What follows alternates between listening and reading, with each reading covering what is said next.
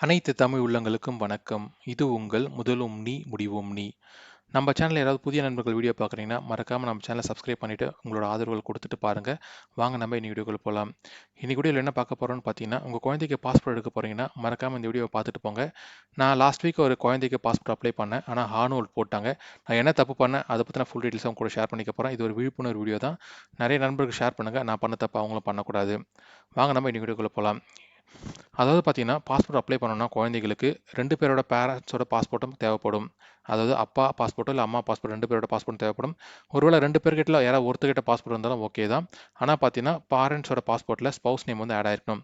அப்பா மட்டும் தான் பாஸ்போர்ட் வச்சிருக்காங்கன்னா, அவங்க வந்து அம்மா பேர் ஆட் பண்ணியிருக்கணும். அதே மாரி அம்மா மட்டும் தான் பாஸ்போர்ட் வச்சிருக்காங்கன்னா, அப்பாவோட பேர் ஆட் பண்ணியிருக்கணும். அப்பதான் பார்த்தீங்கன்னா, பாஸ்போர்ட் வந்து குழந்தைக்கு அப்ளை பண்ண முடியும். ஃபர்ஸ்ட் பாஸ்போர்ட்னா என்னன்னு பார்ப்போம். பாஸ்போர்ட் என்பது ஒரு முக்கியமான ஐடென்டிட்டி கார்டு. அத வச்சு தான் பார்த்தீங்கன்னா வெளிநாடுகளுக்கு செல்ல முடியும். அது மட்டும் இல்லாம ஆதார் கார்டு, பான் கார்டு மாரி இந்தியாவிலும் பாஸ்போர்ட் வந்து ஒன் ஆஃப் த ஐடென்டிட்டி கார்டா நம்ம யூஸ் பண்ணிட்டு இருக்கோம். எல்லா அப்ளை பண்ற டாக்குமெண்ட்ஸ்க்கும் பார்த்தீங்கன்னா, பாஸ்போர்ட்டையும் நம்ம வந்து யூஸ் பண்ணிட்டு இருக்கோம். அதனால பாஸ்போர்ட் வந்து ஒரு இன்றியமையா ஐடென்டிட்டி கார்டா வந்து இந்தியாவ பொறுத்தவரைக்கும் இருக்கு. அதே வெளிநாடுகள் செல்லணும்னா பாஸ்போர்ட் இல்லாம நம்ம வெளிநாட்டுக்கு செல்ல முடியாது. இந்த பாஸ்போர்ட் அப்ளை பண்றதுல பார்த்தீங்கன்னா, குழந்தைகளுக்கு 5 வருஷம் வேலிடிட்டி குடுக்குறாங்க. இதுக்கு பார்த்தீங்கன்னா ரூ. 1000 ஃபீஸா வாங்குறாங்க. இது வந்து 36 ஷீட் இருக்கும். அதே மாரி பெரியவங்களுக்கு பார்த்தீங்கன்னா, ரூ. 1500 இருக்கும். 10 வருஷம் வேலிடிட்டி இருக்கும். ஒவ்வொரு வேலிடிட்டி முடிஞ்சதுக்கப்புறம் பார்த்தீங்கன்னா, ரெனியூவல் பண்ற மாரி இருக்கும். குழந்தைக்கு பார்த்தீங்கன்னா 5 வருஷத்துக்கு அப்புறம் ரெனியூவல் பண்ற மாரி இருக்கும். அதே பெரியவங்களுக்கு 10 வருஷம் கழிச்சு ரெனியூவல் பண்ற மாரி இருக்கும். இப்ப நம்ம குழந்தைக்கு பாஸ்போர்ட் அப்ளை பண்ண போறோம்னா, என்னென்ன டாக்குமெண்ட்லாம் தேவைப்படும்னு பார்த்தீங்கன்னா, பேரண்ட்ஸோட பாஸ்போர்ட் காப்பி தேவைப்படும். அதாவது 2 பேரோட பாஸ்போர்ட் காப்பி இருந்தாலும் ஓகே தான். அப்படி இல்ல ஏதாவது ஒரு பேரண்ட்டோட பாஸ்போர்ட் காப்பி கண்டிப்பா இருந்தாகணும். 2 பேருக்குமே இல்லன்னா, நம்மளால அப்ளை பண்ண முடியாது குழந்தைக்கு. யாராவது ஒரு பேரண்ட்ஸோட பாஸ்போர்ட் இருந்தா மட்டும் தான் குழந்தைக்கு அப்ளை பண்ண முடியும். அந்த பாஸ்போர்ட் வந்து நான் பார்த்தீங்கன்னா, நம்ம அட்ரஸ் ப்ரூஃபா வந்து குழந்தைக்கு அட்டாச் பண்ணுவோம். அதே மாரி பார்த்தோன்னா, குழந்தையோட பர்த் சர்டிஃபிகேட் இல்ல ஆதார் கார்டு கண்டிப்பா இருக்கணும்.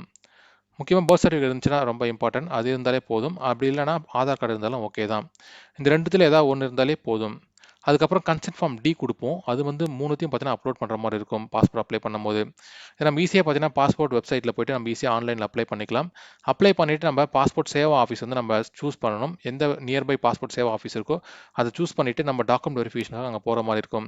அதுக்கு பார்த்தீங்கன்னா, நம்ம ஸ்லாட் புக் பண்ணிடுவோம். அதாவது பார்த்தீங்கன்னா, எந்த டேட் அந்த ஸ்லாட் புக் பண்ணுவோம். ஆனா டைம் பார்த்தீங்கன்னா, ஆட்டோமேட்டிக்கா எந்த டைம் ஃப்ரீயா இருக்கோ, அந்த டைம் ஆட்டோமேட்டிக்கா அலோகேட் ஆகும். நம்ம டைம் குடுக்க முடியாது. ஒன்லி டேட் மட்டும் தான் குடுக்க முடியும்.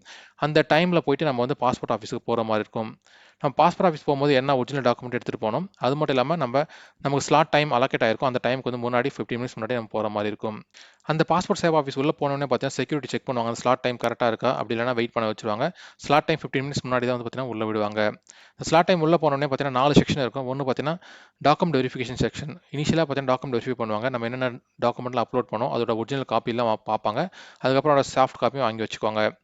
அதுக்கப்புறம் பார்த்தீங்கன்னா, அவங்க செக் பண்ணி பார்த்துட்டு அடுத்த செக்ஷனுக்கு அனுப்பிச்சு விட்டுருவாங்க. இது பார்த்தீங்கன்னா, டிசிஎஸ் டீம் தான் வந்து வேலிடேட் பண்ணுவாங்க.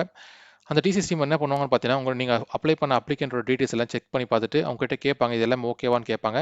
அதுக்கப்புறம் உங்களோட ஃபோட்டோ எடுப்பாங்க. அதுக்கப்புறம் உங்க ஃபிங்கர் பிரிண்ட் எல்லாம் இத எடுத்துட்டு, அடுத்த செக்ஷனுக்கு மூவ் பண்ணுவாங்க. ஒருவேளை உங்ககிட்ட ஏதாவது ப்ராப்ளம் இருக்கு, பாஸ்போர்ட் அப்ளை பண்ணதுல ஏதாவது ப்ராப்ளம் இருக்கு, டாக்குமெண்ட் வந்து தப்பா எடுத்துட்டு வந்திருக்கீங்க அப்படின்னா, அங்கேயே வந்து ஹார்ன் போட்டு அனுப்பிச்சு வச்சுருவாங்க. அதுக்கப்புறம் பார்த்தீங்கன்னா, அடுத்த செக்ஷன் போகும். அதாவது ஜூனியர் பாஸ்போர்ட் ஆஃபீஸ் அவங்களுக்கு போகும். அவங்க ஒரு டைம் செக் பண்ணி பார்த்துட்டு, ஏதாவது ப்ராப்ளம் இருக்குன்னா, அங்கேயும் ஹார்ன் போடுவாங்க. அப்படி இல்லன்னா, அடுத்த செக்ஷன் மூவ் பண்ணி விடுவாங்க. அங்க பார்த்தீங்கன்னா, சீனியர் பாஸ்போர்ட் ஆஃபீஸ் இருப்பாங்க. அவங்க செக் பண்ணி பார்த்துட்டு எல்லாம் ஓகேன்னா, உங்களுக்கு பாஸ்போர்ட் வந்து அப்ளை பண்ணுறதுக்கான அப்ரூவல் குடுத்துருவாங்க. அதுக்கப்புறம் பார்த்தீங்கன்னா, போலீஸ் வெரிஃபிகேஷன் முடிஞ்சுட்டு உங்களுக்கு பாஸ்போர்ட் வந்து வீட்டுக்கு வந்துரும். இதான் வந்து ப்ராசஸ். பாஸ்போர்ட் சேவா ஆஃபீஸ்க்கு நானும் என் குழந்தையும் 15 மினிட்ஸ் முன்னாடியே போயிட்டோம். என்னோட ஒய்ஃப நான் கூட்டிட்டு போல. ஏன்னு கேட்டீங்கன்னா, என்னோட பாஸ்போர்ட்ல ஸ்பௌஸ் நேம் இருக்கு. அதனால நான் மட்டும் போனா போதுன்ட்டு என் ஒய்ஃப கூட்டிட்டு போல. ஆனா அங்க போனதுக்கப்புறம் தான் தெரிஞ்சுச்சு, யார்கிட்ட பாஸ்போர்ட் இல்லையோ, அவங்க தான் மெயினா வரணும் போல. அதுக்கப்புறம் பார்த்தீங்கன்னா, அவங்களோட ஐடென்டி கார்டையும் எடுத்துட்டு வந்திருக்கணும். நான் வந்து என் ஒய்ஃப கூட்டு போகாததால, டாக்குமெண்ட் வெரிஃபிகேஷன் பண்ணும்போதே ஃபர்ஸ்ட் செக்ஷன்லேயே பார்த்தீங்கன்னா, அவங்க வந்து ஒரு ஹிண்ட் மாரி குடுத்துட்டாங்க. Mother need to be present அப்படின்ட்டு ஒரு பென்ல எழுதி குடுத்துட்டாங்க.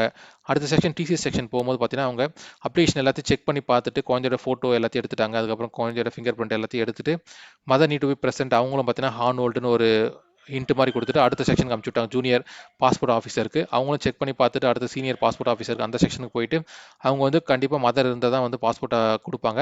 அதனால நீங்க வந்து அவங்களோட மதரையும் கூட்டிட்டு வாங்க அப்படின்னு சொல்லிட்டு ஹார்ன் ஹோல்ட் போட்டு அனுப்பிச்சு விட்டாங்க. அடுத்த டைம் நான் போகும்போது ரீஷெட்யூல் பண்ணிட்டு, என்னோட ஒய்ஃபையும் கூட்டு போனா மட்டும் தான் என் குழந்தைக்கு பாஸ்போர்ட் கிடைக்கும். இதே தப்ப நீங்களும் பண்ணாதீங்க. குழந்தைக்கு பாஸ்போர்ட் அப்ளை பண்ண போறீங்கன்னா, 2 பேருமே போறது பெஸ்ட்டா இருக்கும். அது மட்டும் இல்லாம என்னென்ன சப்போர்ட்டிங் டாக்குமெண்ட்ல வேணும், குழந்தையோட பர்த் சர்டிஃபிகேட் ஒரிஜினல், அதோட ஜெராக்ஸ் காப்பி அது எல்லாம் எடுத்துட்டு போங்க. அதே மாரி உங்களோட பாஸ்போர்ட் காப்பியோட ஜெராக்ஸ் காப்பியும் எடுத்துட்டு போங்க. அதோட ஒரிஜினலும் எடுத்துட்டு போங்க. அதே மாரி பேரண்ட்ஸ் யார்கிட்ட பாஸ்போர்ட் இல்லையோ, கண்டிப்பா அவங்க போங்க. அவங்க போறது தான் மெயினா இருக்கணும். ஏன்னா, அதுதான் ரூல்ஸ்ன்னு சொல்றாங்க. அதுக்கு மட்டும் இல்லாம அவங்களோட ஐடென்டிட்டி கார்டு, அதாவது ஆதார் கார்டோ இல்ல பான் கார்டோ யார்கிட்ட பாஸ்போர்ட் இல்லையோ, அந்த ஐடென்டிட்டி கார்டையும் எடுத்துட்டு போங்க. இந்த தப்பு யாரும் பண்ணாதீங்க. ஏன்னா இது 2 டைம் அப்ளை பண்ற மாரி ஆயிடுச்சு. இப்ப மறுபடியும் நான் ரீஷெட்யூல் பண்ணிட்டு மறுபடியும் போய் என் குழந்தைக்கு பாஸ்போர்ட் அப்ளை பண்ற மாரி இருக்கும். இந்த வீடியோ பிடிச்சிருந்தா மறக்காம ஒரு லைக் போட்டுக்கோங்க. இந்த வீடியோ பத்தின கருத்துக்கள கமெண்ட் செக்ஷன்ல பதிவு பண்ணுங்க. உங்களுக்கு வேற ஏதாவது வீடியோ தேவைப்பட்டாலும் கண்டிப்பா நீங்க கமெண்ட் செக்ஷன்ல பதிவு பண்ணலாம். அந்த வீடியோவ நாங்க மேக் பண்ணி உங்களுக்கு ஹெல்ப் பண்ணுவோம். இந்த வீடியோ பிடிச்சிருந்தா மறக்காம நெறைய நண்பர்களுக்கு ஷேர் பண்ணுங்க. நன்றி, வணக்கம்.